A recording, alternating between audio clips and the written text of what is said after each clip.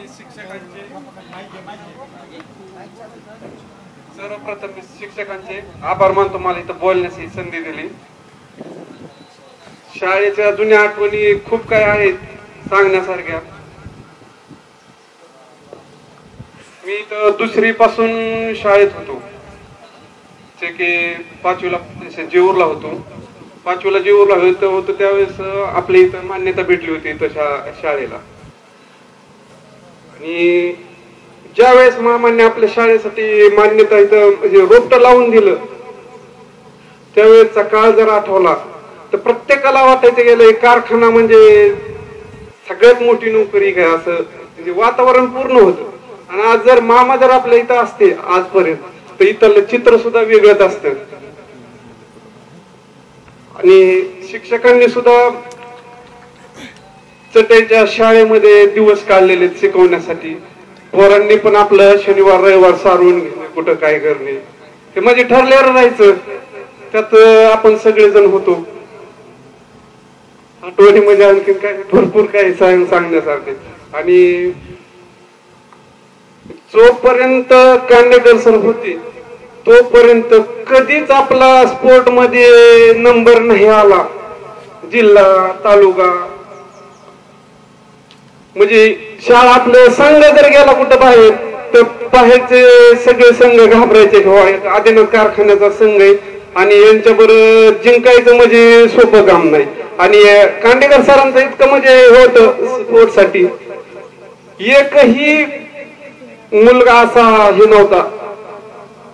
आणि त्यांनी कधीच पोरांनी सुद्धा कधी हार मानली नाही आणि सरांनी सुद्धा त्यांची कधी चिकाटी सोडली नाही। रात्री पहाटे 3 वाजता म्हणलं तर 3 वाजता प्रॅक्टिस करून घ्यायची सर।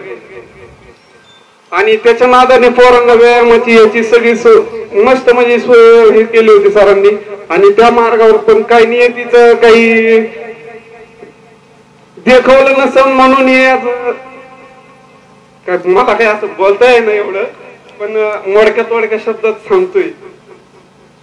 नियतीनेच घात घातला म्हणायचं आणि या शाळेला आपल्या काही ते दृष्ट लागल्यासारखं झालं। नाहीतर आजही कांडेकर सर जर कार्यरत असते तर इथलं चित्र आणखीनही वेगळं झालेलं दिसलं असतं। हे आज उणीव भासती गई।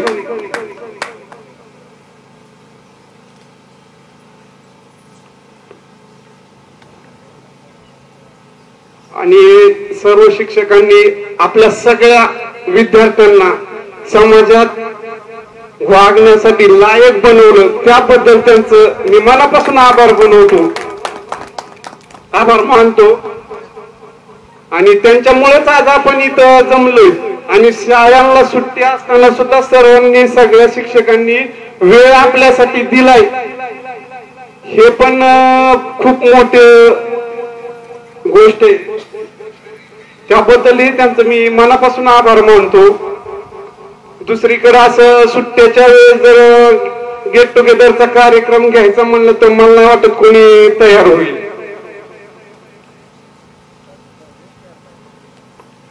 एवढंच बोलून मी थांबतो। सांगण्यासारखं काय भरपूर आहे, पण मला काय माझ्या शब्द भाषेत सांगता येत नाही। बसून मात्र भरपूर काही सांगता येतं। उभं राहिल्यानंतर हात आपोआप थरथर कापायला लागतात। यानंतर गणेश पवार यांनी आपलं मनोगत व्यक्त करावं। फुलचंद गायकवाड यांनी आपलं उगवतं मनोगत या ठिकाणी व्यक्त करावं। आणि त्याच्या बाबतीत त्याच्या आठवणी माने सर म्हणतात खूप जास्त आहेत, कारण अशी मुलं सांभाळणं फुलचंद गायकवाड, त्यानंतर विनोद साळवे, तरी त्यांचा एक मित्र आज या ठिकाणी उपस्थित राहिला नाही। सकाळी त्याला गाडीत टाकून आणण्यासाठी गेले होते, पण तो तिथं गायब झाला। जो मनोज लोंढे म्हणून यांचा एक मित्र आहे। तर फुलचंद गायकवाड यांनी आपल्या बाबतच्या खऱ्या आठवणी या ठिकाणी सांगाव्यात। नाही सांगितलं तर माईक माझ्या हातात आहे, जेही काय केलं असेल ते। हॅलो, नमस्ते। मी शाळेत इथं आलो कसं ह्याचा एक किस्सा सांगतो। मी पहिलं भारत हायस्कूलला शाळेला होतो, पण नंतरच्या काळात म्हणजे आपण जे दिवाळी नंतरचे पेपर होतात 6 माही म्हणतो आपण त्याला, त्या 6 माहीला माझं 6 विषय गेलं. आता म्हणलं आपण 9वी तर इथं पास होऊ शकत नाही, आपलं 9वी बी नाही 10वी बी नाही. मग इथं आलो, माने सरांची गाठ घेतली, आम्हाला शाळेत ऍडमिशन मिळेल का? माने सर त्या टायमाला हो म्हणले. हो म्हणल्यानंतर आम्ही पूर्ण खात्री करायची, ती पूर्ण खात्री केलीच नाही. आम्ही डायरेक्ट दाखलच काढलं, मी येणं चाळवी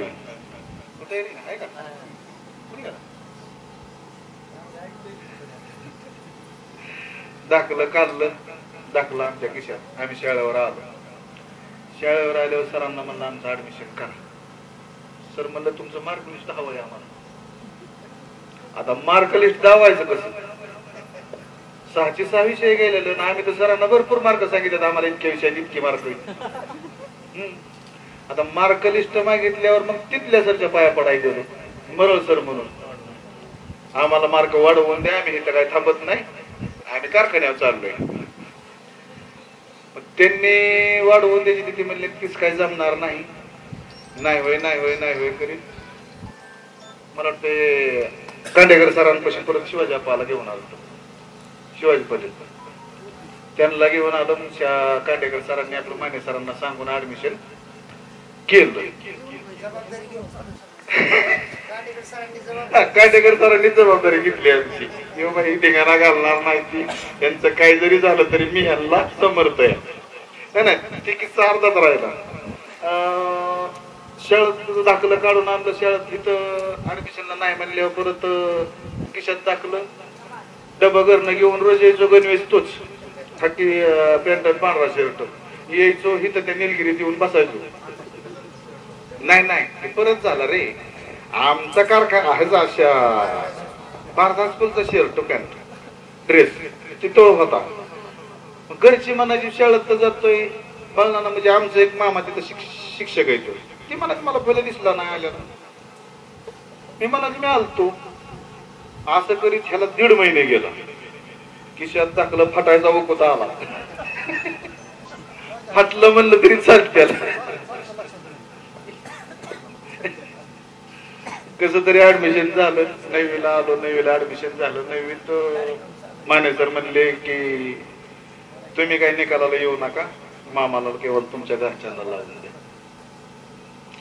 खरं तर म्हणजे मी 2003चा विद्यार्थी नाही, मी 2चा विद्यार्थी, मी रिपीट होऊन तुमच्या वर्गात आलेलो.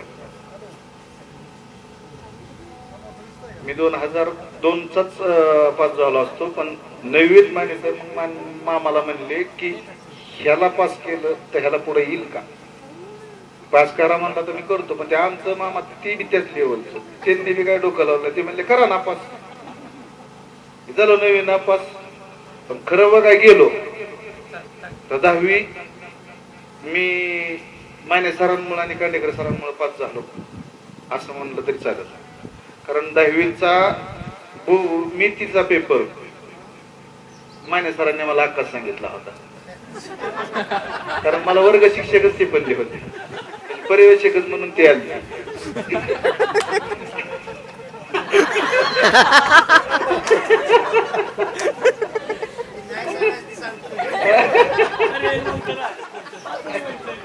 नाही खरं आहे ते आहे, बोललो पाहिजे.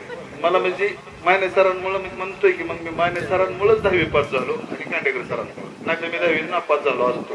मस्त कॉप्या जातात, पण ती आलं तर पाहिजे ना लिहायला पुढला दिलेली कॉपी. एवढं बोलून मी थांबतो, जास्त काय बोलत नाही. लय बोलण्याजोगतोय, सारखा हसवत राहील. हॅलो, काय शेड मधील काय आठवणी वस्ती नाही, भरपूर भरपूर आठवणी शाळेतल्या शेडच्या. शेडला म्हणजे तिथं आम्ही तास संपला की बाहेर यायचो. माने सर जर नसतील तरच वर्ग सोडायचा, नाही तर वर्ग. पण मार मिळतो ह्या कारणाने का शाळा बुडीली नाही, काय मारायचंय तेवढं मारा, आम्ही काय घरी जात नाही. बरंच किस्सा इथं थांबतो, बऱ्याच जणाला बोलायचंय, बोलतील, बोललंच पाहिजे, आपली शाळा. थांबतो, धन्यवाद.